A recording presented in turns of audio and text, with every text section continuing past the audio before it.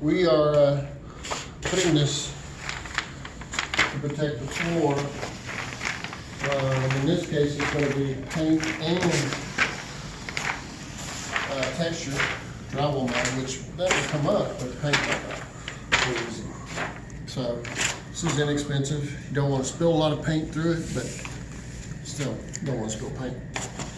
When you first start out, you get paint on everything, on your pants, everything.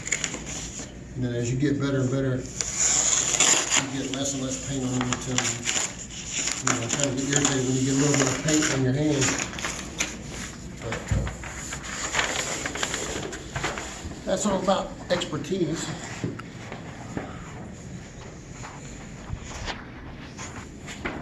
Okay, what I'm going to do.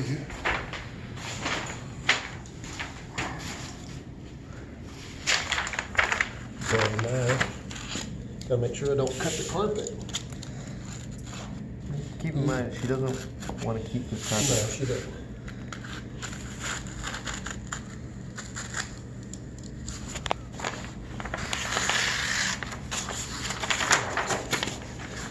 Just slide this over there.